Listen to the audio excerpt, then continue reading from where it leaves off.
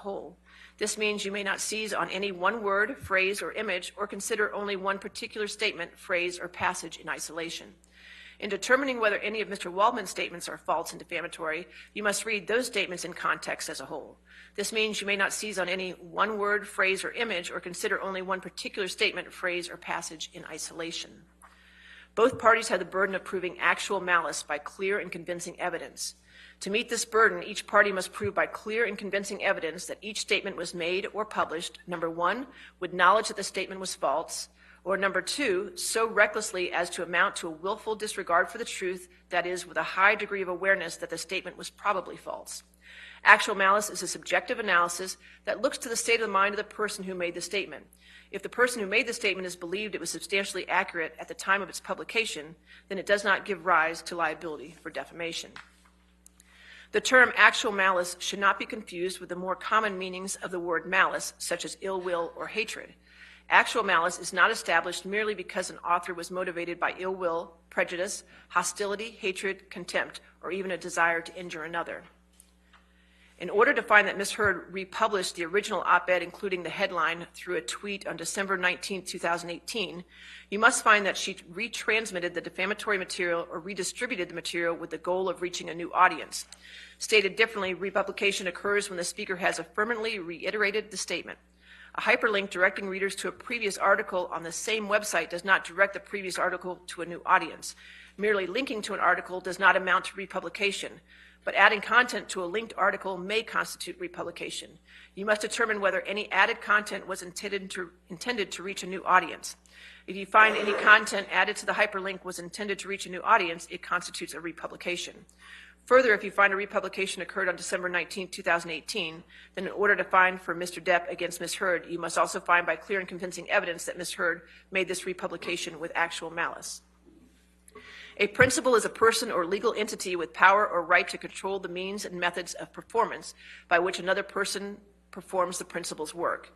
An agent is the person who is subject to the power or right of a principal to control the means and methods of performing the work. An attorney has the express authority to do everything which the client expressly authorized him to do, and the implied authority to do everything necessary or incidental to the purpose for which he was retained. Ms. Heard has the burden of proving by the greater weight of the evidence that Mr. Waldman was an agent of Mr. Depp and that Mr. Waldman was acting within the scope of his agency when he made the statements. You must remember that there is no burden on either party to prove the truth of any of the statements.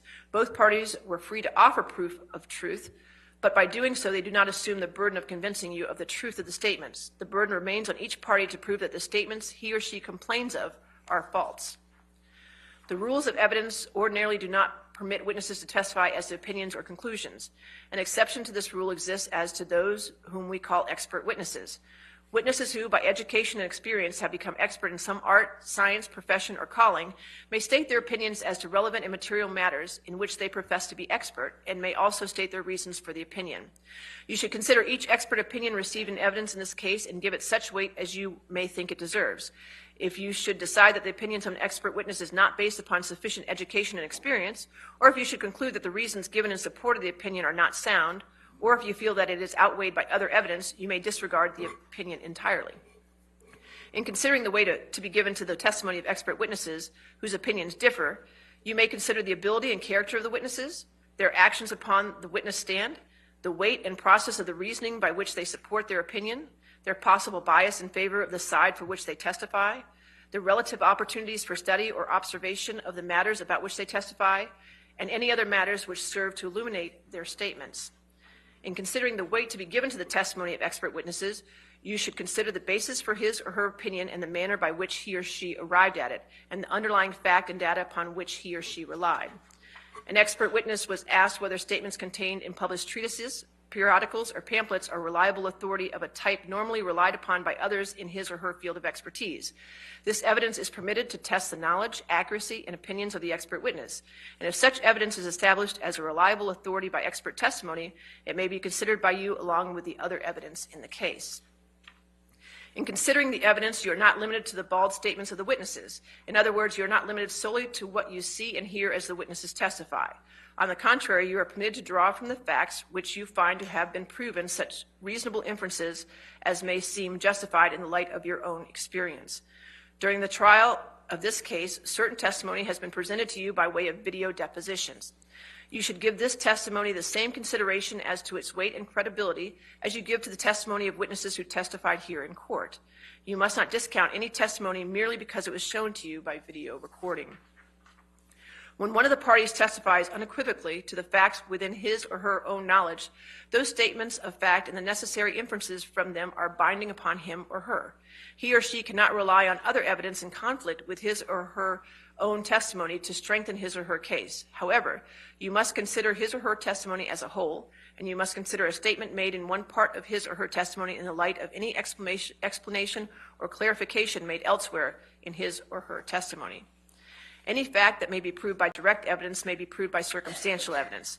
That is, you may draw all reasonable and legitimate inferences and deductions from the evidence.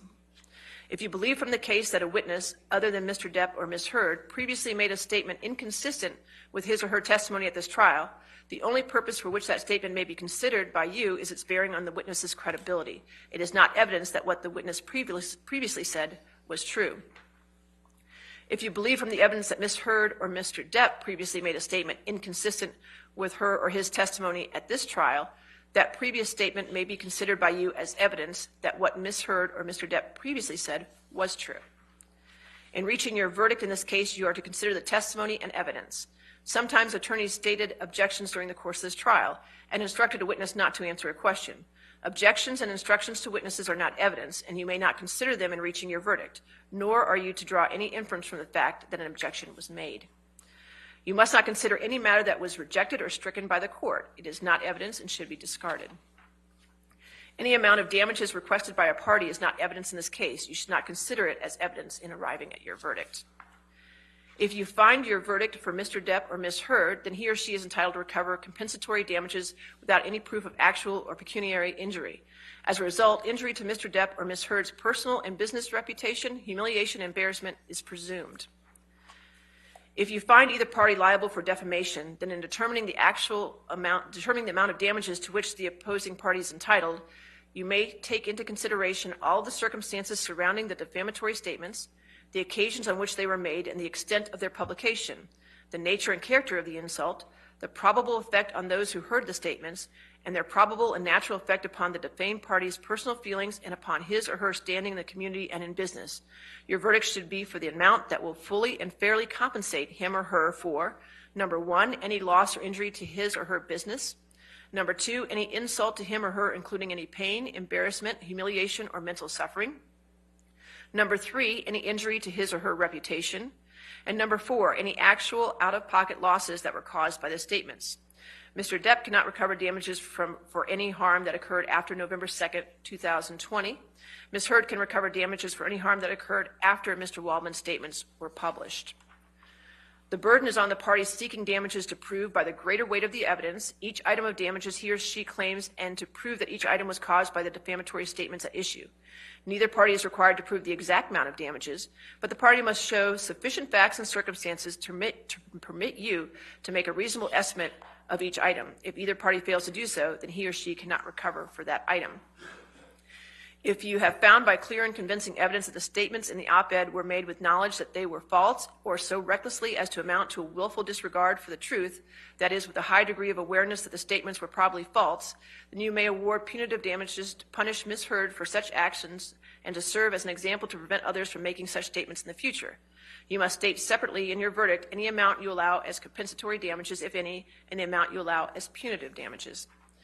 If you have found by clear and convincing evidence that Mr. Waldman, while acting as an agent for Mr. Depp, made the statements with knowledge that they were false or so recklessly as to amount to a willful disregard for the truth, that is, with a high degree of awareness that the statements were probably false, then you may award punitive damages to punish Mr. Depp for his such actions and to serve as an example to prevent others from making such statements in the future.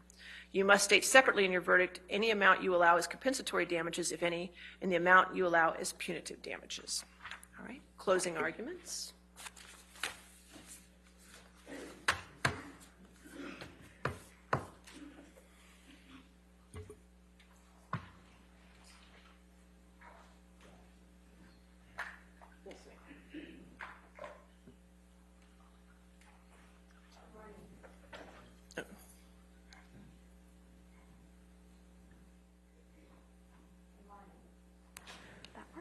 There you go.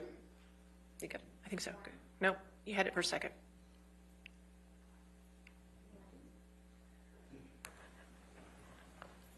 Good morning. Thank you. Let's try that again. Good morning. On May 27th, 2016, Ms. Heard walked into a courthouse in Los Angeles, California, to get a no-notice ex-parte restraining order against Mr. Depp, and in doing so, ruined his life by falsely telling the world that she was a survivor of domestic abuse at the hands of Mr. Depp. Today, on May 27th, 2022, exactly 6 years later, we ask you to give Mr. Depp his life back by telling the world that Mr. Depp is not the abuser Ms. Heard said he is, and hold Ms. Heard accountable for her lies. Ladies and gentlemen of the jury, as you probably know by now, my name is Camille Vasquez. On behalf of Mr. Depp and all my colleagues at Brown Rudnick, I want to thank you deeply for your time and your service over these last 7 weeks. We understand that it probably has not been convenient for you to be here every day, and we are so grateful for your time and careful consideration of the evidence as you deliberate. After weeks of sitting in this courtroom, listening to testimony and looking at evidence, now it's time for you, the jury, to come to a decision. You have been entrusted with a serious task. What is at stake in this trial is a man's good name. Even more than that, what is at stake at this trial is a man's life. The life that he lost when he was accused of a heinous crime, and the life he could live when he is finally vindicated. Exactly 6 years ago today, on May 27th, 2016, Ms. Heard walked into court and filed a false report of domestic abuse against her husband of 15 months, Johnny Depp. The scene was a setup. She tipped off the paparazzi so they would be waiting. They knew exactly where she would pause, which side of her face to photograph. And the photos captured what she wanted them to see, the image of a battered woman. What the paparazzi did not know is that the dark mark on her face mysteriously appeared 6 days after last seeing Mr. Depp. It was a lie. She knew it, Mr. Depp knew it, and the multiple witnesses you heard from who saw her that week of May 21st, 2016, also knew it. But the world only saw what she wanted them to see.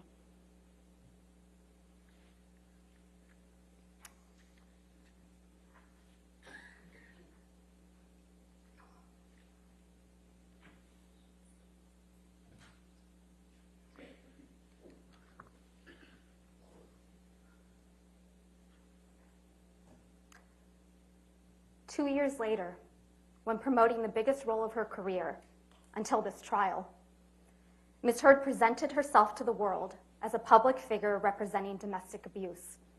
The headline of the op-ed featured the term sexual violence, even though she had never before accused her ex-husband of such a heinous crime. Ms. Heard and her lawyers love to remind you of how the op-ed did not mention Mr. Depp by name, but Ms. Heard made sure that there would be no mistake about who she was referring to. She inserted 2 years ago, so the world would remember the photo of a battered woman, the mark on her face standing outside the courthouse, and they would once again see Mr. Depp as the villain, this time in full swing of the Me Too movement. But what was happening behind closed doors was quite different from what Ms. Heard presented to the world. The exact opposite, in fact. There is an abuser in this courtroom, but it is not Mr. Depp. And there is a victim of domestic abuse in this courtroom, but it is not Ms. Heard. The evidence presented at this trial has shown that Ms. Heard is in fact the abuser, and Mr. Depp the abused. As you heard from Mr. Depp and multiple other witnesses that testified under oath at this trial, Mr. Depp experienced persistent verbal, physical, and emotional abuse by Ms. Heard during their relationship. And when their relationship was over, Ms. Heard inflicted the greatest and cruelest injury of all. she publicly and falsely named Mr. Depp as the abuser. Ms. Heard never thought she would be held accountable, never thought that she would have to face her abuser. She never thought she would have her supposed mountain of evidence vetted. She never thought that Mr. Depp would tell you, the jury, and the world that he was the real victim of domestic abuse. She said it in her own words. You can please tell people that it was a fair fight and see what the jury and judge think. Tell the world, Johnny. Tell them, Johnny Depp. Johnny Depp, man, I'm a victim too of domestic violence, and yes. It's a fair fight. And see how many people believe or side with you. At the start of this case, Mr. Chu and I stood before you to give you our opening statements on behalf of Mr. Depp. During that statement, we made promises to you about what the evidence would ultimately show at the end of this trial. We've kept those promises. One of those promises we made was that you would come to understand who Ms. Heard is, that she is a deeply troubled person, violently afraid of abandonment, desperate for attention and approval. And in her relationship with Mr. Depp, she was violent, she was abusive, and she was cruel. You heard from Dr. Shannon Curry, who explained that Ms. Heard suffers from borderline personality disorder and histrionic personality disorder. These are disorders that are characterized by anger, sometimes uncontrollable and explosive anger, and a powerful, sometimes desperate need for attention, acceptance, and approval. Fear of abandonment is the deepest fear. A person with these disorders will suffer from dramatically fluctuating moods and can sometimes be violent and aggressive. They can also be charming and likable, but they can be incredibly manipulative and wild. An emotional roller coaster with wild swings, from idolizing their partner to devaluing him. In fact, you saw that when she completed testing with her own forensic psychology expert, Dr. Dawn Hughes. Ms. Heard self-reported that she felt like she had 3 or 4 different personalities, and that sometimes her temper would explode and she'd completely lose control. You heard from multiple witnesses that Ms. Heard can be very pleasant, even charming. But you also heard from multiple witnesses and in audio recordings of Ms. Heard that she can be incredibly aggressive, violent, and cruel. You heard that even from her former assistant, Kate James, Ms. James testified that Ms. Heard would scream, yell, and send her barrages of text messages. In fact, Ms. Heard testified that Ms. James testified that Ms. Heard literally spat in her face. You heard from Ms. Heard's former best friend, Rocky Pennington, that Ms. Heard once hit her when Ms. Pennington did not do her best to meet Ms. Heard's needs. You also heard from Beverly Leonard that she once witnessed Ms. Heard assault her then partner in Seattle Airport in 2009. And you heard from Mr. Depp that Ms. Heard used her sister Whitney as a punching bag, literally and figuratively.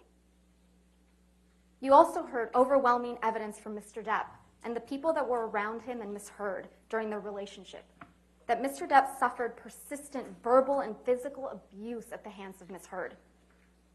You've heard evidence from Dr. Curry and the fact witnesses at this trial that Ms. Heard's deepest fear is one of abandonment, being left by Mr. Depp. Mr. Depp's greatest crime in her mind, the fault she confronts him with time and time again, is that he splits. He leaves the fight, especially when Ms. Heard gets physical, and she couldn't stand it when he did. You heard from Ms. Heard yourselves in audio recordings how upsetting it was to her when Mr. Depp would split. Anytime anything goes wrong in a split, I feel like it's your first thing. And it's unnecessary. It's not always you're splitting because there's blows or because there's yelling or anything. You split most times when I'm still speaking in this volume and nothing has been thrown or hit or anything. You saw the barrage of text messages she would send when he would leave, calling him a monster for doing so. You heard from witnesses like Travis McGivern, Tara Roberts, and Debbie Lloyd that Ms. Heard would clod Mr. Depp, block the elevator, throw a punch when Mr. Depp tried to separate himself from the fight. And you heard from Mr. Depp and Ms. Heard's couple therapist, Dr. Anderson, that Ms. Heard reported that when Mr. Depp would leave to de-escalate a fight, she would strike him to keep him there because she would rather be in a fight than have him leave. You heard from Mr. Depp about how often Ms. Heard would berate him, insult him, and physically attack him, including one of the most serious occasions when Ms. Heard threw a vodka bottle at Mr. Depp, severely injuring his finger, and then put a cigarette out on his face.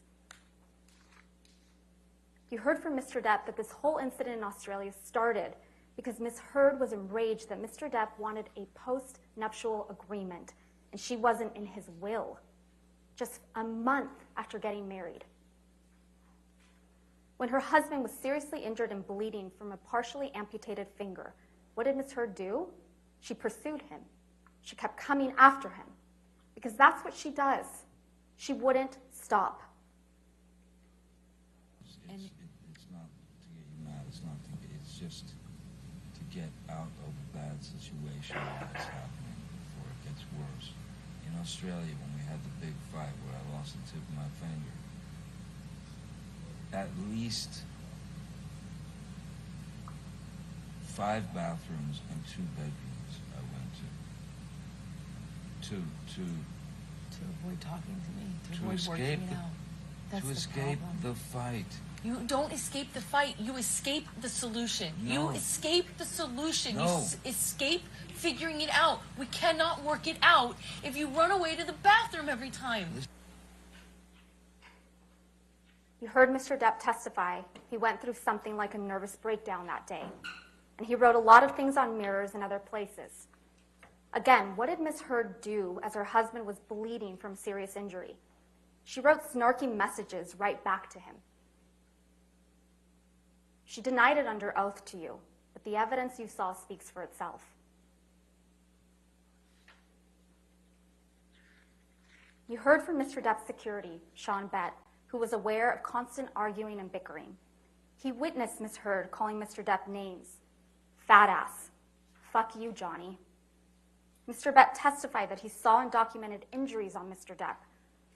A swollen eyelid in March of 2015, cuts on his nose, scratch marks on his chin in December of 2015. And you heard from Travis McGivern, who testified that Ms. Heard called Mr. Depp names like washed up, fucking cunt, and worst of all, a fucking deadbeat dad. Ms. Heard would take the low blows and hit him where it hurts, his children. Mr. McGivern told you that on March 23rd, 2015, Ms. Heard threw things at Mr. Depp, spat at him, and ultimately punched him in the face, leaving him with a shiner. You heard testimony from Malcolm Connolly, another security member, who testified he saw Ms. Heard throw things at Mr. Depp, a cigarette lighter on a plane, a soda can from upstairs at the Eastern Columbia building. He never saw marks on Ms. Heard, but he saw marks on Mr. Depp, scratches, bruises on his left eye, scratches on his left ear. And he took pictures documenting injuries like this one.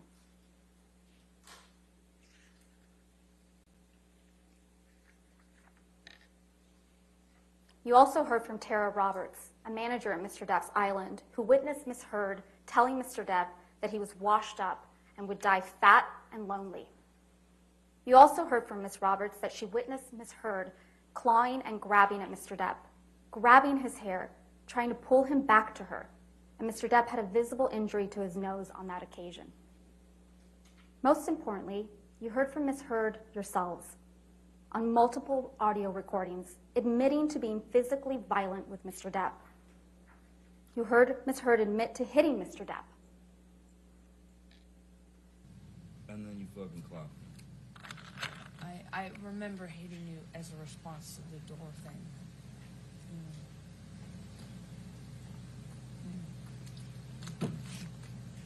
And I'm really sorry about hitting you with the door or hitting your head. I did not mean to, nor... You didn't mean to hit me in the head with the door, but you meant to I did punch me in the jaw. I meant to hit you, and I I did not do this thing with the door.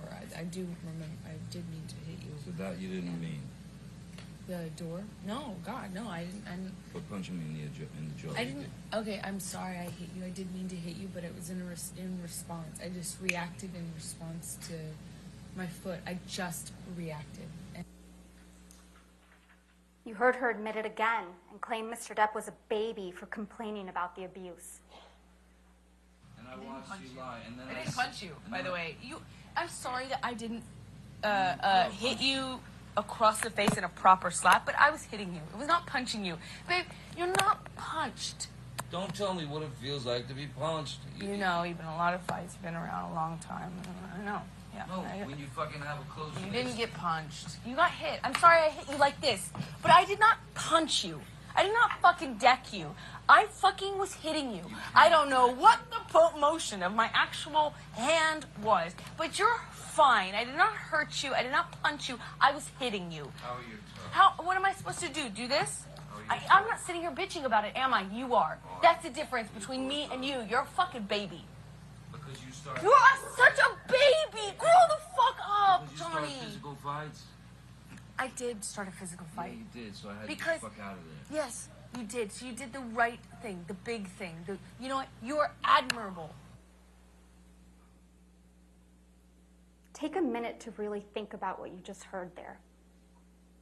Quote, I'm sorry that I didn't hit you across the face in a proper slap, but I was hitting you. I was not punching you. Babe, you're not punched. Imagine that was Mr. Depp saying that to Miss Heard on that recording. Let's play one more.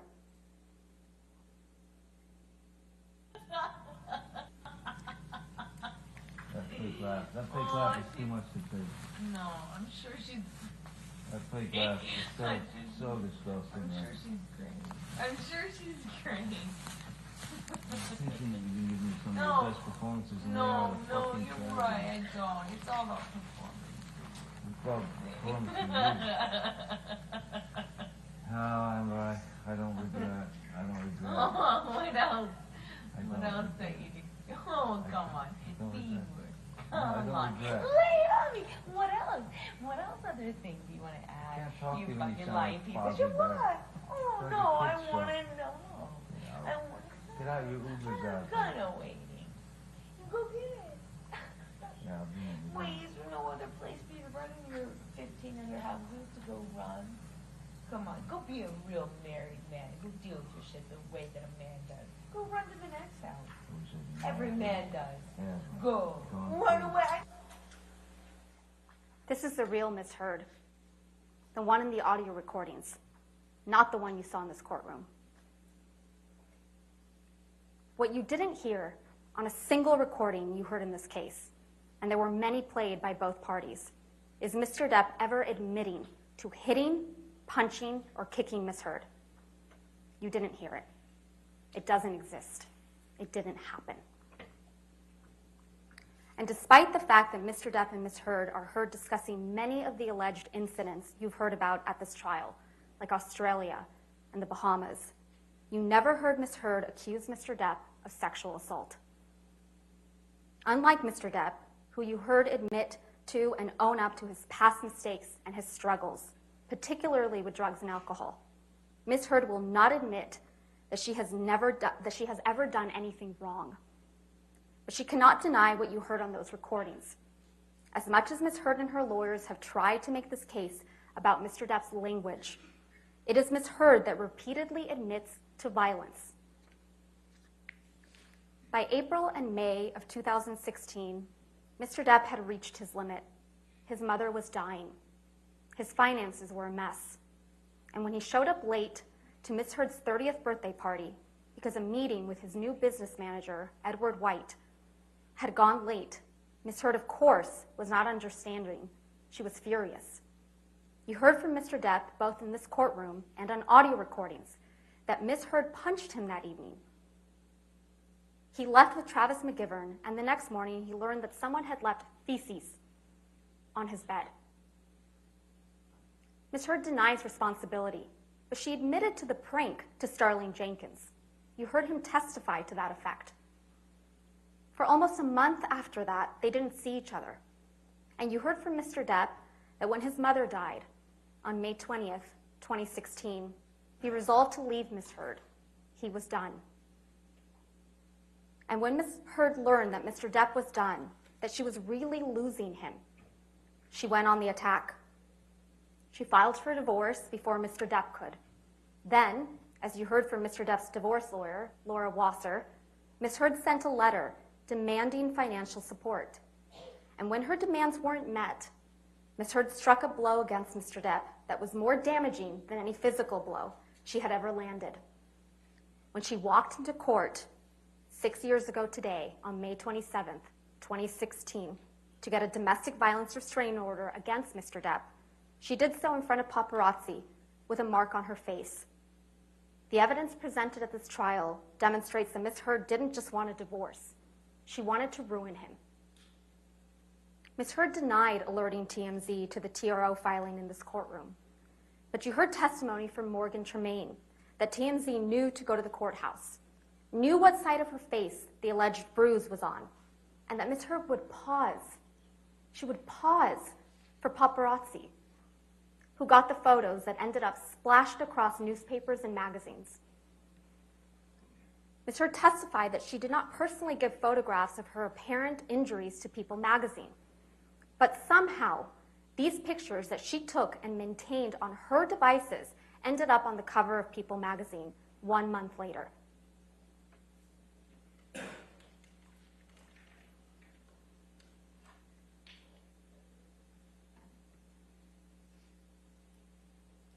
In the end, she walked away with $7 million without any tax liabilities, which she said she was donating to 2 charities, the ACLU and the Children's Hospital of Los Angeles. The ACLU, they got less than $1 million from her. And the Children's Hospital, they got $250,000. But that didn't stop Ms. Heard from telling the world that she donated everything, because remember, she wanted nothing. And she had donated everything. The word donated. And that didn't stop her from testifying under the penalty of perjury that she had donated it. Ms. Heard tried to tell you that pledge and donate mean the same thing. She claims she hasn't given the money because she was sued, but you've heard uncontested evidence that she had the money for 13 months prior to this lawsuit being commenced by Mr. Depp. She had all the money and had month after month after month to fulfill her pledge and actually donate the money. But she didn't. She also told you that she never fulfilled the pledge because Mr. Depp sued her for defamation. That's a blatant lie.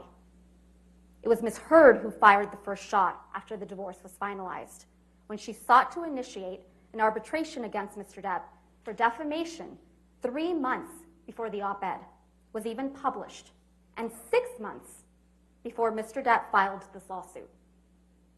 Not only does this contradict Ms. Heard's excuse for not making donations, it contradicts her narrative that she just wants to move on with her life, that she just wants Mr. Depp to leave her alone.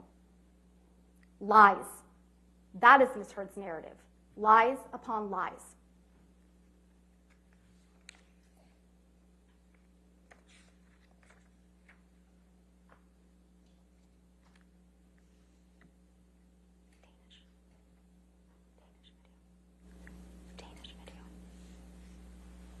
There allegedly were all kinds of accusations flying your way when you said all this, and then there was a divorce settlement. You got $7 million.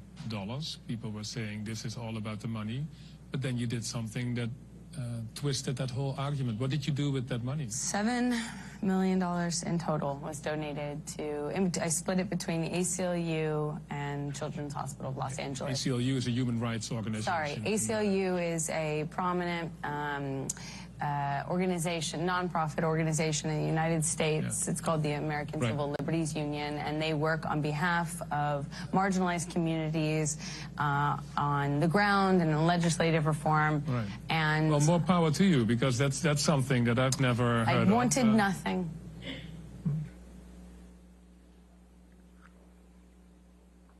When when you catch Ms. Heard in a lie, she tries to cover it up with more lies. So let's talk about the giant lie at the heart of this case. Ms. Heard's claim that Mr. Depp is an abusive monster and that she is a public figure representing domestic abuse. At the start of this case, Mr. Chu and I told you that you were going to hear some disturbing and graphic tales of abuse from Ms. Heard, and they were designed to shock you and overwhelm you, which you have. We told you that this would be a performance, the role of her lifetime, as a heroic survivor of brutal abuse. When Mr. Depp brought this case for defamation, Ms. Heard went all in. She spun a story of shocking, overwhelming, brutal abuse. She came into this courtroom prepared to give the performance of her life, and she gave it. Ms. Heard's acting coach, Christina Sexton, testified that Ms. Heard has difficulty crying when she is acting. You saw it. Ms. Heard sobbing without tears, while spinning elaborate, exaggerated, fantastical accounts of abuse and everything going on in her mind almost a decade prior while enduring that abuse. It was a performance. She told you that what she thinks about, she told you what she thinks you need to hear to convict this man as a domestic abuser and a rapist. She wants you to believe that she was abused countless times over the entire course of their relationship. But as Mr. Chu and I promised you, the evidence just does not bear that out. Ms. Heard has told you that she has mountains of evidence of abuse, but there are no medical records reflecting she sustained any injuries from the abuse she claims. Ms. Heard had medical professionals at her disposal: Dr. Kipper, Debbie Lloyd, her own nurse, Erin Filati, and yet there is nothing. Ms. Heard took pictures all the time. Pictures of Mr. Depp sleeping.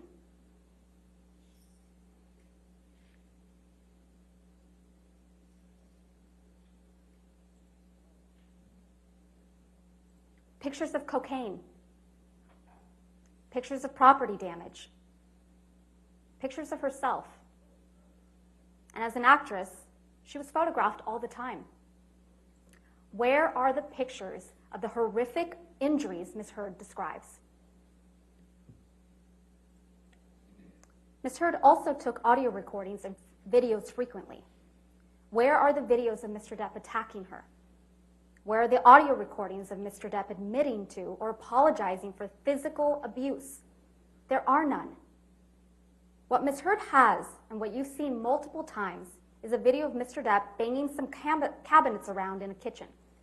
A video that, based on the testimony you heard from Morgan Tremaine, the former TMZ employee, Ms. Heard seems to have sold to TMZ right before she was deposed in connection with her divorce from Mr. Depp.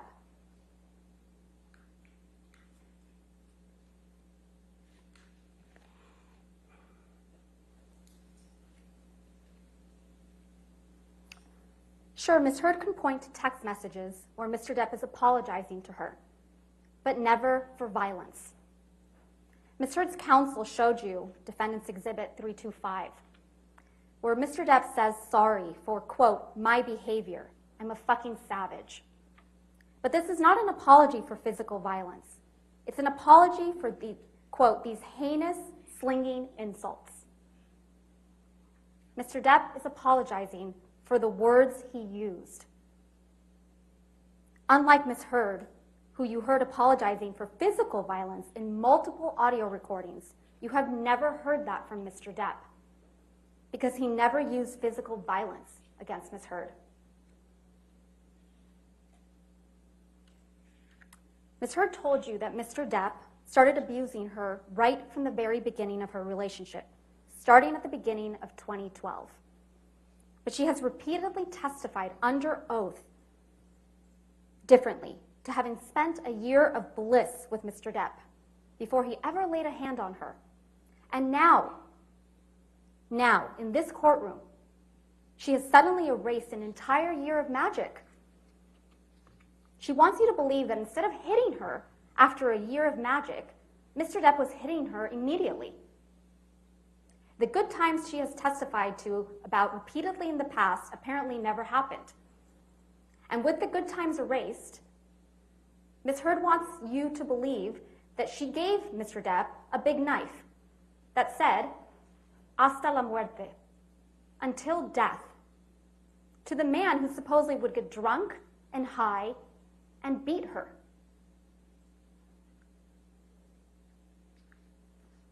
Ms. Heard admitted to you during this trial that Mr. Depp always wears big, chunky rings on every finger. According to her, he was wearing these rings when he'd slap her, hit her, punch her in the face. But you have not seen a single photograph that reflects the serious injuries Ms. Heard would have sustained if this was true. Not one. Ms. Heard testified to an incident in March 2013 when Mr. Depp supposedly hit her multiple times in the face while wearing rings. And this is what her face looked like afterwards.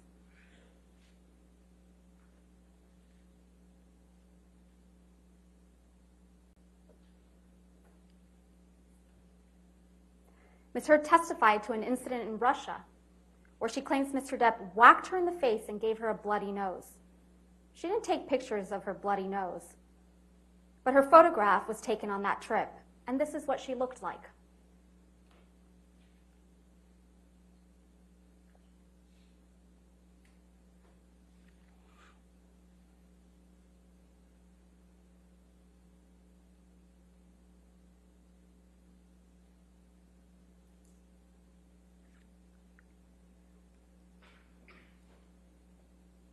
Ms. Heard told you that there was an incident the night of the Met Gala in May 2014 when Mr. Depp supposedly whacked Ms. Heard in the face, leaving her with a red, discolored, and swollen nose that she felt was broken. Ms. Heard didn't show you any photographs of these alleged injuries, but photographs were taken of her the following night, and there were no visible injuries to Ms. Heard's face.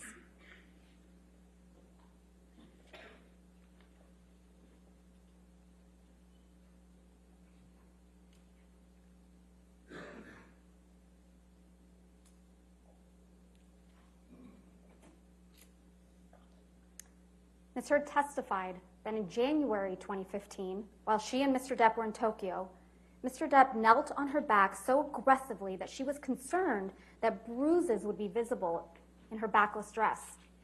Here's Ms. Heard in that backless dress.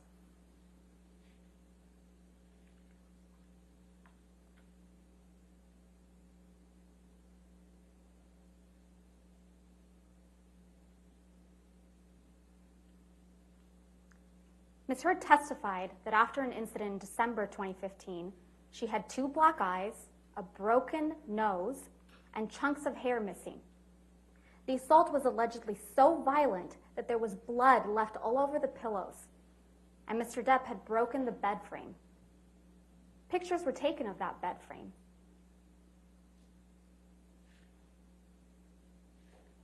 And in that picture, there appears to be a pocket knife on the bed.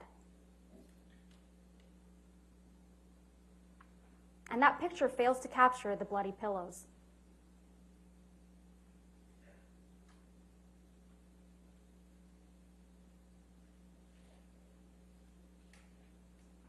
And here is what Ms. Heard looked like on the James Corden show the next day.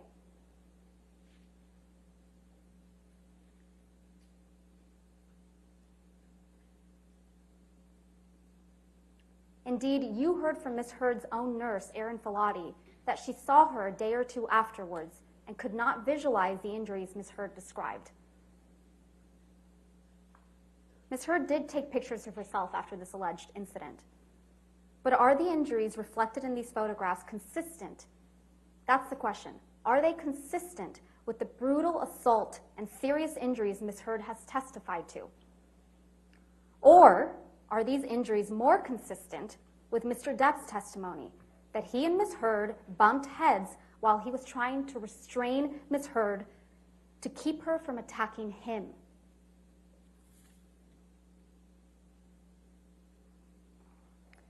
Out of Australia, where Mr. Depp sustained the most serious injury from his relationship with Ms. Heard spun a story of horror. A 3-day ordeal with a drug-fueled Mr. Depp violently assaulting her, cutting his own finger off, dragging her through glass, and then bending her back over a counter and raping her with a whiskey bottle. She claimed that she had bruises on her face, cuts all over her arms and feet, and was bleeding from her vagina from the sexual assault. And what did Ms. Heard say she did? She went upstairs, took some sleeping pills, and went to sleep. The next morning, she took pictures of the mirrors her husband had written on in paint using his amputated finger. She took no pictures of herself, her alleged injuries, or the property damage she testified to in this courtroom.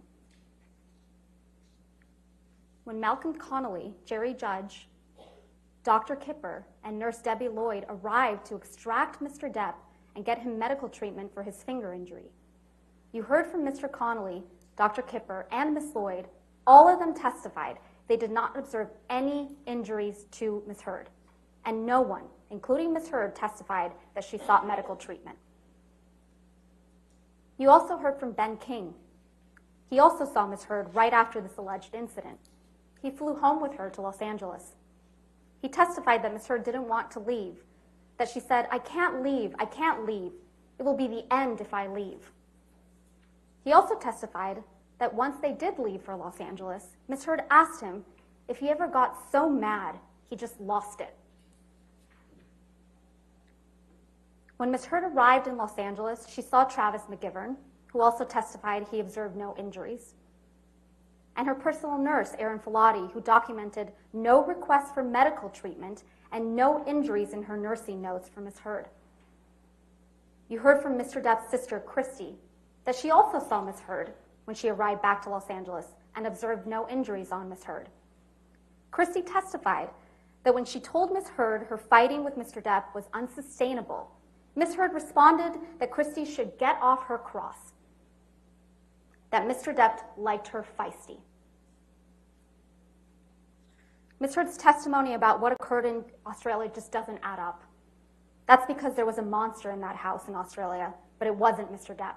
It was Ms. Heard. Other than Ms. Heard's testimony, all the evidence you've seen in this trial shows that it was Ms. Heard who attacked and grievously wounded Mr. Depp when she threw a vodka bottle at him, severing his finger. Mr. Depp told Dr. Kipper that when Dr. Kipper arrived to treat Mr. Depp's finger. You've seen the pictures of the bar area in Australia with the broken vodka bottles on the ground and trails of blood drops on the floor and a bloody tissue on the floor. You've heard from Ben King that the tip of Mr. Depp's finger was found in the same bar area. And you heard from Dr. Gilbert that the injury to Mr. Depp's finger could have been caused exactly as he described. And interestingly, you heard from Christina Sexton that Ms. Heard told her that Mr. Depp injured his finger while swinging a bottle around. Not smashing a phone, as Ms. Heard surmised in this courtroom, but swinging a bottle around. You also heard from Ms. Sexton that Ms. Heard first told her about the bottle rape in Australia while Ms. Sexton was at Ms. Heard's home, meeting with her lawyers, the day before Ms. Sexton was scheduled to be deposed in this case. The evidence presented at this trial shows that this is not the only time that Ms. Heard disclosed a sexual assault at a convenient time for purposes of litigation she's involved in. The first time Ms. Heard claimed that Mr. Depp sexually assaulted her in the Bahamas in December 2015 was after Tara Roberts, the manager of Mr. Depp's island, submitted a sworn statement in the UK action describing the incident she testified to in this courtroom, where Ms. Heard chased Mr. Depp out of the house, was yelling and then pleading with Mr. Depp to stay while clawing at his hair and clothes, and left Mr. Depp with an injury to his face. That's the first time she disclosed it, after there was contrary evidence. Ms. Heard testified about another incident just 2 weeks after the events in Australia, where Mr. Depp supposedly attacked Ms. Heard and almost pushed her sister Whitney down the stairs. Whitney is the only witness that you heard from that backs up Ms. Heard's version of events. She's it. And the only witness, other than Ms. Heard, who claims to have seen Mr. Depp physically attack Ms. Heard. But just like Ms. Heard's version of the events in Australia, her testimony about the staircase incident and that of her sister Whitney's just doesn't square up with the other evidence in this trial. Their testimony is contradicted by the testimony of Travis McGivern and Debbie Lloyd, who were there that night. Ms. Heard and Whitney testified that Mr. Depp threw a Red Bull can that hit or almost hit Ms. Lloyd. Ms. Lloyd testified that never happened. Mr. McGivern testified that it was Ms. Heard who threw a can at Mr. Depp. Ms. Heard testified that Whitney was between her and Mr. Depp when she punched him. Mr. McGivern testified that he was the one between Ms. Heard and Mr. Depp when Ms. Heard punched Mr. Depp. Ms. Heard testified that Mr. Depp was able to get his hands in her hair, yank her, and then hit her in the face with the cast he had on. But you heard from Ms. Lloyd and Dr. Kolber, Mr. Depp's medical doctor, who treated Mr. Depp's finger injury, that Mr. Depp's finger was in a delicate state. He had a pin in his finger, a skin graft, and a soft cast that immobilized Mr. Depp's two middle fingers. And tellingly, the only picture of an injury from this incident is of Mr. Depp with a shiner.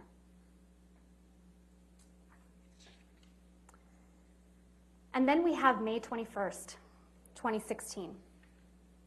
Ms. Heard testified that Mr. Depp threw a phone at her face, causing a visible injury. Ms. Heard has shown you pictures she claims to show this injury, but these photographs are not to be trusted. You heard from Mr. Neumeister that, like many of the photographs Ms. Heard has presented in this case, these photos were stored in a photo editing application. And these photos show signs of manipulation. These two photographs were taken at the exact same time and have the exact same file name. But they are visually different. One shows significantly more redness on Ms. Heard's face than the other, which doesn't show any injury at all. Ms. Heard testified that the difference is explained by turning on a light. But there is no way Ms. Heard could have taken a picture, turned on a light, and then taken another picture with every hair in the exact same place within the same second. It's impossible. Moreover, you heard from multiple witnesses, including Officer Melissa Sines, Officer Tyler Haddon, and Officer William Gatlin, Isaac Baruch, Alejandro Romero, who saw Ms. Heard on or after May 21st and saw no injuries to her face before she showed up to that courthouse with a mark on May 27th. And the very next day, after Ms. Heard walked into court with what appeared to be a bruise on her face to obtain a domestic violence restraining order against Mr. Depp, Ms. Heard was photographed laughing with her best friend, fresh-faced, with no bruise on her face.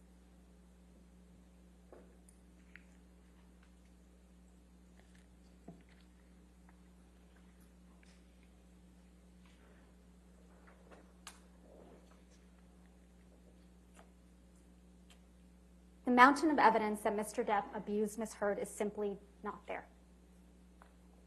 What we have is a mountain of unproven allegations that are wild, over the top, and implausible.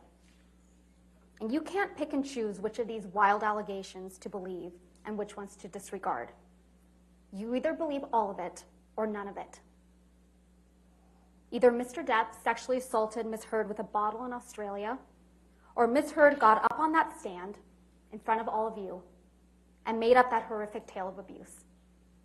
Either she's a victim of truly horrific abuse, or she is a woman who is willing to say absolutely anything.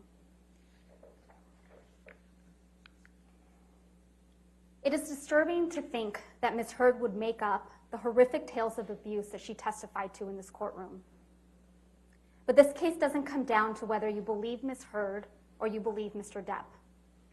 This case comes down to whether you believe Ms. Heard or you believe Mr. Depp, Christy Dombrowski, Sean Bett, Malcolm Connolly, Travis McGivern, Starling Jenkins, Keenan Wyatt, Dr. Kipper, nurses Debbie Lloyd and Aaron Filati, Tara Roberts, Ben King, Kate James, Kate Moss, Dr. Colber, Morgan Knight, Morgan Tremaine, Officers Melissa Sines, Officers Tyler Haddon, Officer William Gatlin, and Beverly Leonard. What Ms. Heard testified to in this courtroom is the story of far too many women. But the overwhelming evidence and weight of that evidence shows that it's not her story. It's not Ms. Heard's story. It was an act of profound cruelty, not just to Mr. Depp, but to true survivors of domestic abuse. For Ms. Heard to hold herself out as a public figure representing domestic abuse. It was false, it was defamatory, and it caused irreparable harm. And to talk more about that, I'm going to turn it over to my colleague and my friend, Mr. Chu.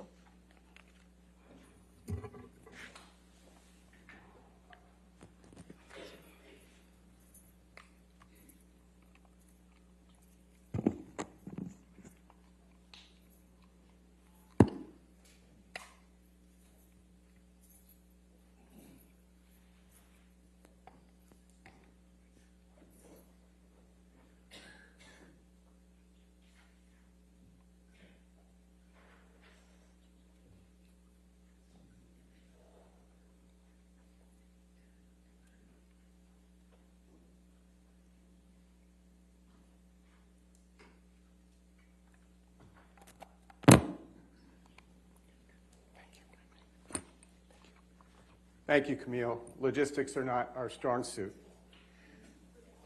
And thanks to all of you, truly, for taking so much time over these last several weeks to listen to Mr. Depp, to his friends, to his family, and to so many others who have come forward physically in this courtroom, some from a very long distance, to tell you the truth, and to finally, after so many years, to correct the record. As Ms. Vasquez said, you have now come to know the real Amber Heard. Scary. We also told you at the start of this trial that you were going to come to know the real Johnny Depp, not the many characters you've seen him play so wonderfully in the movies, but the man himself. We kept that promise. You've met the real Johnny Depp. You have heard that Mr. Depp came from humble, very difficult beginnings. You have heard from Mr. Depp's big sister, who's here in the courtroom today, Christy Dombrowski, who told you how Mr. Depp grew up in a deeply troubled household with a mother, Betty Sue, who was physically abusive and mentally cruel. As Ms. Dombrowski testified, one of the names that Betty Sue called Mr. Depp when he was a little boy was One Eye, because he had to wear an eye patch for some time. His mother used to hit his father and the kids, including young Mr. Depp. And when his mother got violent, Mr. Depp would retreat and find a place to hide. Sometimes he and his sister Christy would find a place to hide together. Mr. Depp never hit back. And like his father, he either stood up and took the violence or he retreated from it. Those are habits he returned to later when he found himself in a relationship with another person who returned his love with abuse, with physical abuse. And despite this long, unhappy history with his mother, Johnny never turned his back on her. In her elder years, Mr. Depp moved his mother to California, and he moved her to Los Angeles right across the street from his house so his two children could get to know her. He hired nurses for his mother. He made sure to take care of her and to make her comfortable She never went to hospice. She had the nurses make her comfortable to the day she died. And from those humble and difficult beginnings, Mr. Depp grew into one of the greatest actors and movie stars of his generation. Now, he came to Los Angeles with his first love as a young man, planning to be a musician. Music had been a part of his life ever since he found peace himself in his room as a young boy when he was escaping. And he learned to play the guitar and would use it as solace. But it was an actor as his star began its rise, as he appeared in films too many to mention, including, of course, his iconic role as Captain Jack Sparrow in the Pirates of the Caribbean franchise.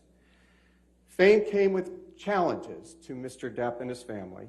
It was a strange experience for a shy young man from Kentucky to be thrust into the limelight, pursued by paparazzi, and to have even his very name become a brand. But he did his best to live a private, quiet life, and despite it all, and over the years built a reputation as a respected artist and as a decent, very well-liked man, which you've heard from many people. Mr. Depp dated major figures like Winona Ryder, Kate Moss, and Vanessa Paradis, with whom he spent 14 years together and with whom they had their children. Before Amber Heard, ladies and gentlemen, no woman ever before Amber Heard ever claimed that Mr. Depp raised a hand to her in his 58 years. And no other woman since Ms. Heard made that false claim back on May 27th, 2016, and repeated it in her December 2018 op-ed. Has any woman come forward since? This is Me Too without any Me Too. To the contrary, ladies and gentlemen, you heard Kate Moss 2 days ago testify. This is a woman who has never testified in any proceeding, ever. A very private person. Testified that Mr. Depp never abused her, and that Ms. Heard lied to you. And she lied to you twice when she told you. Objection, Your Honor. That, Ms. Sure.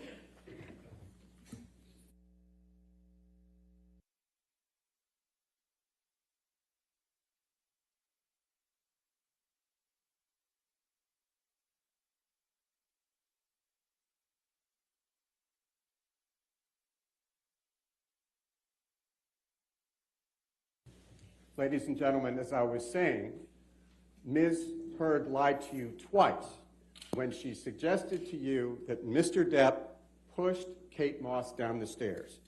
You told her, you heard her say just 2 days ago that Mr. Depp never did that, and he never hit her, and he never kicked her. That was one of... Objection, Your Honor. That's not what she testified to. It's exactly what she discussed testified. that. Overruled. Thank you, Your Honor. They're still at it. Ms. Heard and her lawyers have spent much of this trial talking about drugs and alcohol. Mr. Depp is no saint, and he has never claimed to be one. He has made mistakes in his life, as we all have.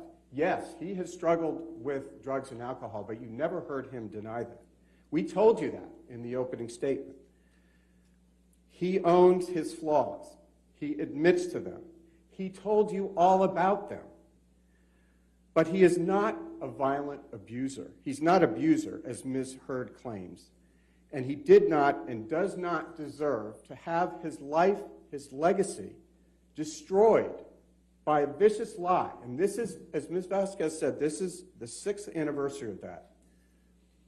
There is a world of difference between having substance abuse problems and being a physical abuser. Ms. Heard falsely accused Mr. Depp of beating her. That was her first allegation, and you know why, and you know that wasn't true. Then, years after the fact, for the first time, she accused him of raping her. The lies have grown and metastasized over time, and they need to be stopped. And those false accusations have caused more harm to Mr. Depp than her fists ever did. And make no mistake, Ms. Heard has admitted, unlike Mr. Depp, Ms. Heard has admitted on the audio tapes you've heard at this trial, and Ms. Vasquez just played you a few of them, she has admitted repeatedly to physically abusing Mr. Depp. And I would just like to take a minute to talk about the harm to Mr. Depp and his family. You have heard from several of the people in Mr. Depp's life about the damage Ms. Heard's lies have done to him. You heard from his sister Christy, who told you how hard it has been on his family and on her little brother personally. You heard from Mr. Depp's friend of 4 decades, and that speaks volumes about Mr. Depp. He has lifetime friends who appear for him. Mr. Baruch told you how Mr. Depp and his family had been, quote, completely wrecked, unquote, by Ms. Heard's lies. You heard Mr. Depp testify that he has lost nothing less than everything because of Ms. Heard's lies. Nothing less than everything. You heard about Mr. Depp's children, Jack and Lily Rose. His children have had to hear these allegations since 2016. And then when that started to die down, they had to hear them again. This time in December 2018, this time in the Washington Post, which is a national and international publication. And Mr. Depp has had to live with the knowledge that his children will keep hearing those false rumors and statements against him. Mr. Depp has millions of fans, people who grew up watching him on 21 Jump Street, which is something you heard Ms. Heard mock on one of the tapes that was played to you. Or they grew up watching him play the swashbuckling pirate Captain Jack Sparrow in the Pirates of the Caribbean movies, or Willy Wonka. Mr. Depp means something to those people, and those people mean a lot to Mr. Depp. He's a fond memory from childhood or adolescence or adulthood. And to tarnish him as an abuser is to destroy him in the eyes of many of these people who will never look at him the same way again. And because of what Ms. Heard did, and because of what she said, Mr. Depp will go to his grave knowing no matter what he does, no matter the outcome of this trial, there are people who used to look up to him who now believe that he beat a woman, which is the worst thing you can say about a man. Beyond the personal and emotional effects of Ms. Heard's lies, their impact on Mr. Depp and his family, the damage she inflicted on his reputation and career is undeniable. There's an old saying that a good reputation takes a lifetime to build, but only a second to destroy. Mr. Depp spent, in fact, a lifetime building his reputation as one of the greatest actors and movie stars of his generation, an iconic figure respected and liked throughout Hollywood and recognized and admired throughout the world. You heard evidence from Jack Wiggum, who was here today, Mr. Depp's agent, who explained that Mr. Depp, quote, was very well regarded and respected by peers in the artistic community, unquote. And you heard further testimony from Mr. Wiggum that Mr. Depp had a deal with Disney to play Captain Jack Sparrow in the 6th movie sequel of the Pirates of the Caribbean franchise for $22.5 million. But, as Mr. Wiggum explained, all of that changed when Ms. Heard published her op-ed in December of 2018 in the Washington Post. Quoting from the testimony you heard by Mr. Wiggum, quote, after the op-ed, it was impossible to get him a studio film, which is what we normally would have focused on in that time period, unquote. Another quote, it was on the damage, the impact of this op-ed, as opposed to the other stories that you saw, the other publications. Mr. Wiggum explained why this one was so damaging. Quote, it was a first-person account. I mean, from the victim. It's extremely impactful. You know, with respect to Johnny, it was catastrophic because it was coming from a first-person account. It was not from a journalist. It was coming from someone observing. It was from someone saying, "This happened to me," unquote.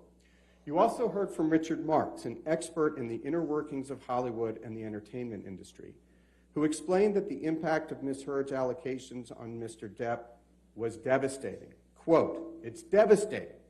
It's the type of claim, the Me Too claim of sexual violence, domestic abuse, that has canceled a list of actors," unquote. And for many, and Mr. Depp would agree with this, rightfully so, Me Too is an important movement, a movement that Mr. Depp supports and believes in. It's for true survivors of abuse, not Ms. Heard. True victims need protection, and true perpetrators need to face the repercussions. But as you've heard in this case, Amber Heard is not a true victim, and Mr. Depp certainly is not an abuser. Again, nobody has come out of the woodwork to say Me Too.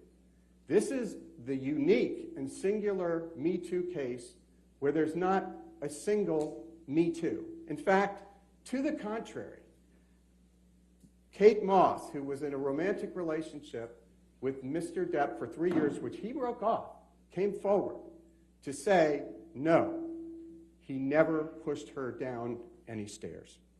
And you heard Doug Banya, an expert in internet and social media analytics, testify to the impact that Ms. Heard's allegations had on Mr. Depp's popularity. Ms. Heard's lawyers tried to tell you that all of the damage done to Mr. Depp's career was because of his own behavior, because he was sometimes unprofessional or sometimes late to set. But that doesn't hold up. Mr. Depp has been a major figure in Hollywood for decades. Yes, Mr. Depp was late to set sometimes. But as Richard Marks testified, quote, "When you hire Johnny Depp, you get all of Johnny Depp, which includes being late," unquote.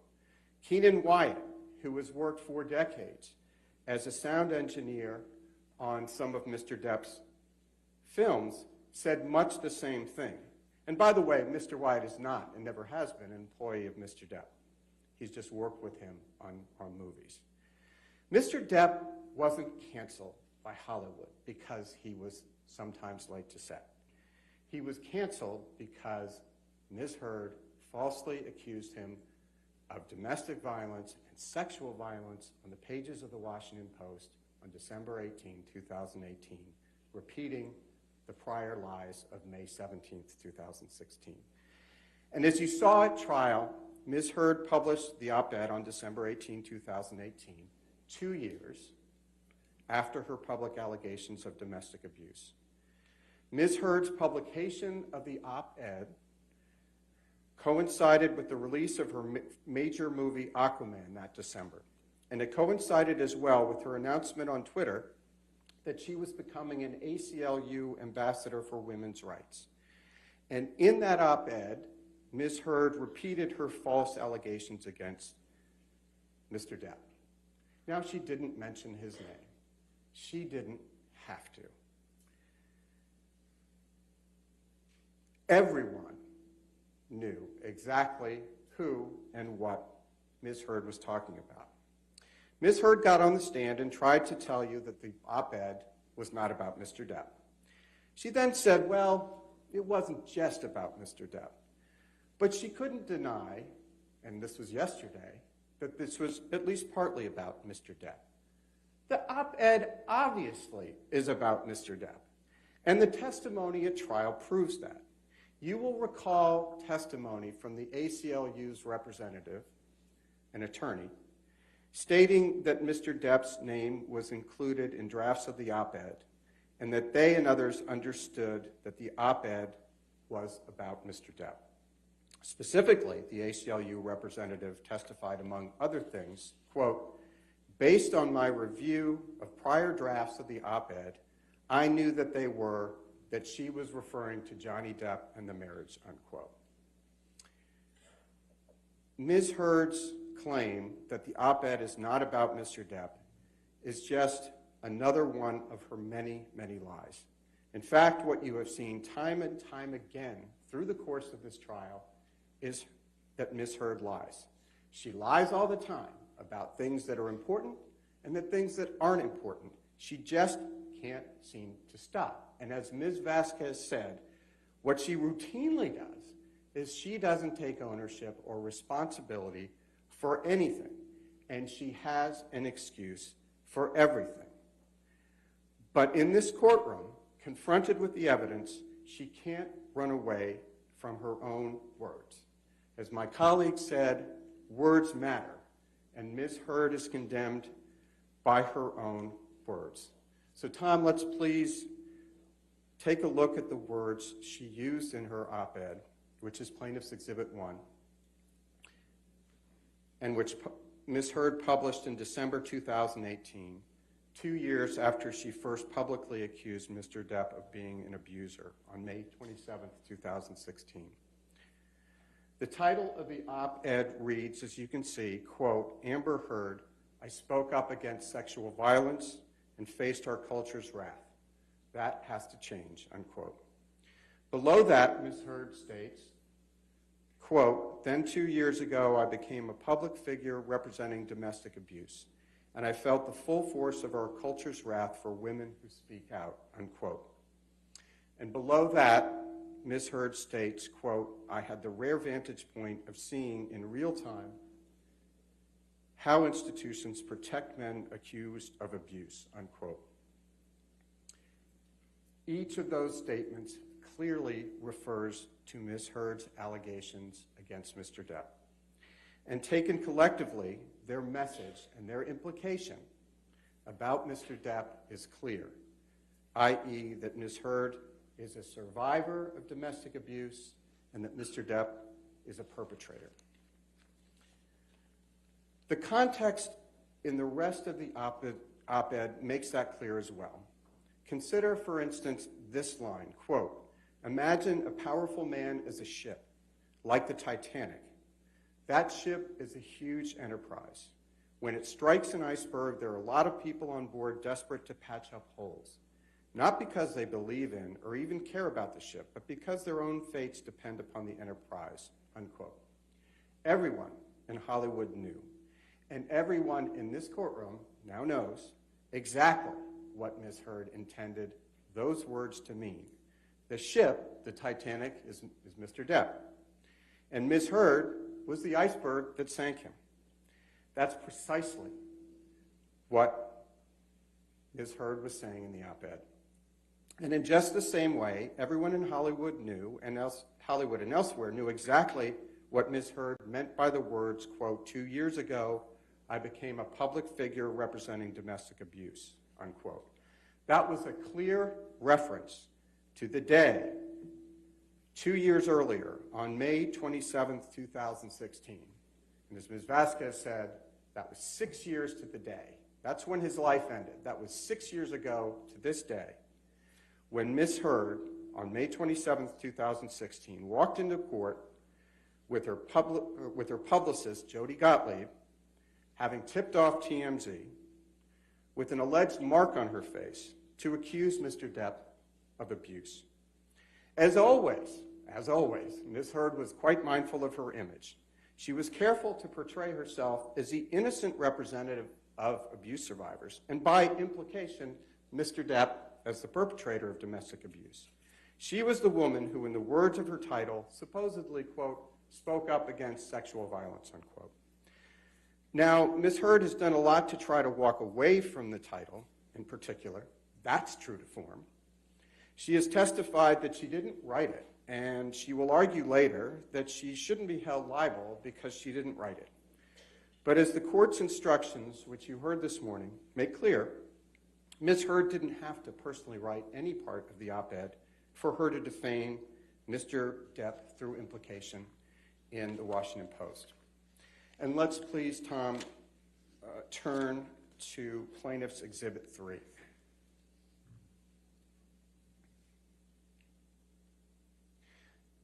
Ms. Heard, as you all can see on the screen, retweeted the article, including the title on her Twitter page.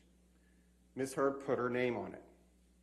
And she proudly declared, quote, "Today I published this op-ed in the Washington Post, ellipsis," unquote. Her tweet includes the title with the words, quote, "I spoke up against sexual violence," unquote, prominently featured. Nowhere in this tweet or anywhere else does Ms. Heard disavow the title. To the contrary, she's proclaiming it. And at the same time Ms. Heard posted this tweet, she posted another, which you can see right beneath it.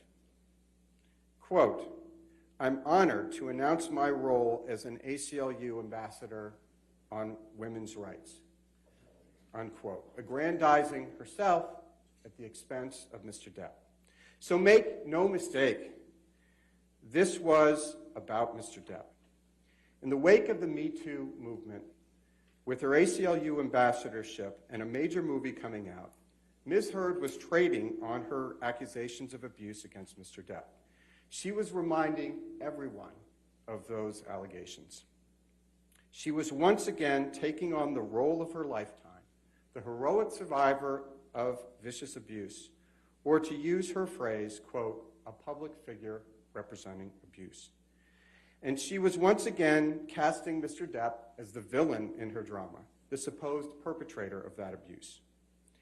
When you meet to deliberate this case, you're going to be tasked with several questions. Those questions appear on a form that you will use to reach your verdict in this case. So I'd just like to ask you, please, to spend a few minutes with me going through that. Tom, would you please put up the special verdict form so the jury can see it?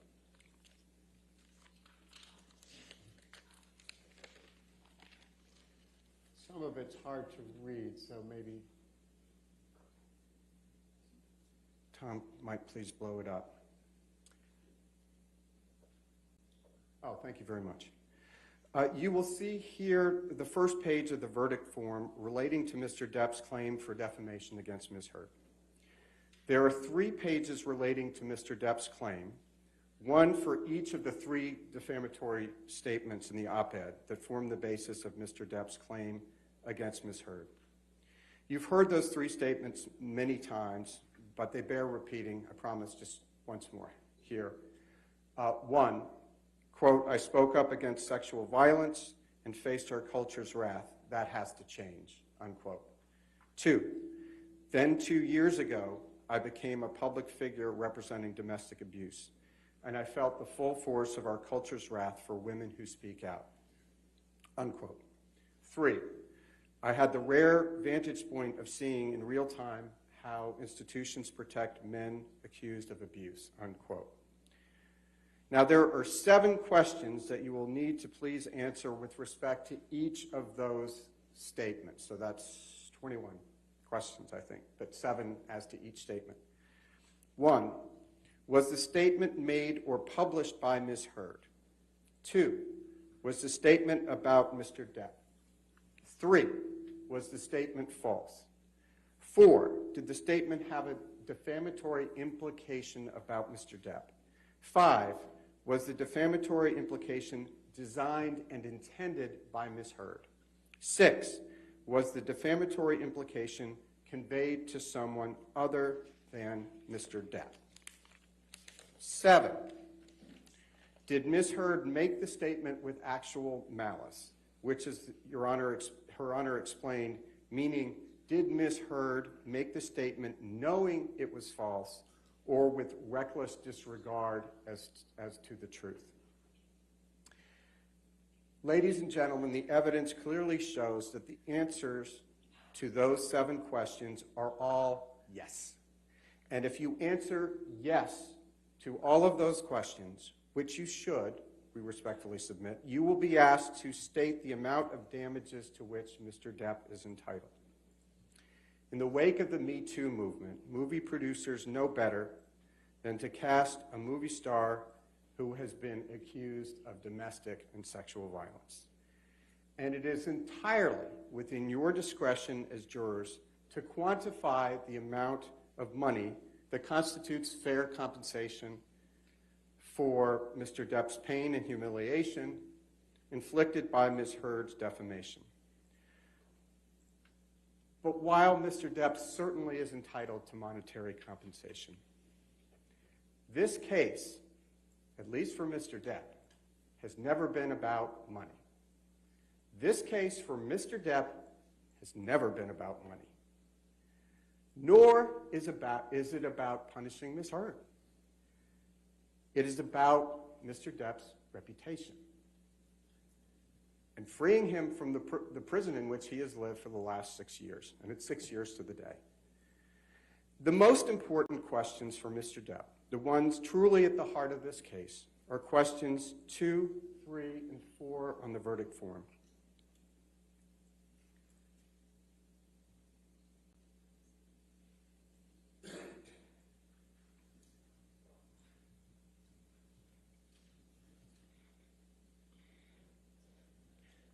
And while Tom's pulling that up, let's take question 2.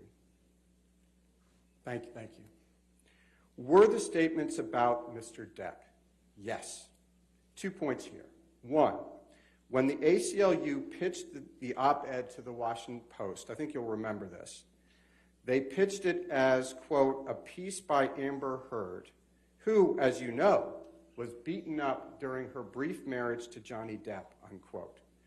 That's how they pitched it. 2, after the op-ed was published, news outlets, including USA Today, and you've seen that was an exhibit, characterized the op-ed as referring to Ms. Heard's allegations of abuse against Mr. Depp. So the USA Today interpreted it that way, and so did many other publications. They got exactly the implication that Ms. Heard and the ACLU intended them to have. Tom, if you would please pull up Plaintiff's Exhibit 409 and 411, if you could put them side by side. And this was expected. This is what they wanted. There had been a lot of press 2 years prior to the publication of the op-ed about Ms. Heard's claims of abuse against Mr. Depp when she walked into court with her publicist to obtain the domestic violence, the no-notice, ex parte, meaning Mr. Depp's lawyer was not informed and he was already in New York, which he testified Ms. Heard was well aware of. You don't need a domestic violence restraining order when your husband is halfway across the continent and is heading for a European tour. On May 27, 2016, with a purported mark on her face, everyone knew exactly who and what Ms. Heard was referring to in the op-ed. She was referring to Mr. Depp. Let's take questions 2 and 3 next, if we can. Were each of the statements false? And did the statements have a defamatory implication on Mr. Depp? Again, the clear answer is yes. The statements, understood in the context of the op-ed itself and in the broader context of the press coverage of Ms. Heard walking into the court with a mark on her face to obtain a domestic violence restraining order against Mr. Depp in May 2016, clearly imply that Mr. Depp physically and sexually abused Ms. Heard. The overwhelming evidence that you all have heard and has come forward in this case shows that those allegations are false and despicably false. Mr. Depp did not physically abuse Ms. Heard. He did not sexually abuse Ms. Heard. You've heard audio after audio where Ms. Heard admits that she was physically abusing him. While Mr. Depp's name will be forever tarnished by these horrendous and false allegations, this case is about telling you his story and the truth about what really happened, which you've now heard. It is about restoring his lost reputation. It's about showing Mr. Depp's children, Lily Rose and Jack, that the truth is worth fighting for. It is. And it's about restoring Mr. Depp's name and standing in the community to the fullest extent that you can. And you can do something. And only you, ladies and gentlemen, can do that for him. You heard from Mr. Depp yesterday that he has been carrying these outlandish, outrageous stories on his back, pretty stoically, and living with them for 6 years, and waiting to be able to bring his truth out. And he has told you the truth, the unvarnished truth, even truth that pretty embarrassing. He knew that was going to happen when he brought this case. You've seen the evidence in this case over 6 long weeks, which we again thank you for. That evidence shows overwhelmingly that Ms. Heard's attempt to paint herself as a heroic survivor, an innocent survivor, and Mr. Depp as a terrifying abuser are utterly false. We ask you to please return your verdict for Mr. Depp. We ask you, we implore you to give him his name, his reputation, and his career back. Thank you very much, ladies and gentlemen. All right, ladies and gentlemen, let's go ahead and take a break at this time. Again, this case has not been submitted to you yet. We will continue with closing arguments when we come back, so do not discuss the case with yourselves. Don't do any outside research, okay? Thank you.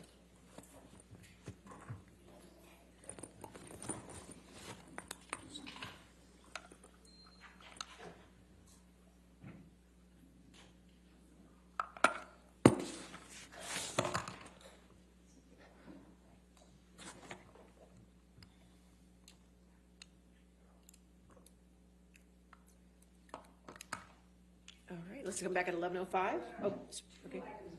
Okay, sure.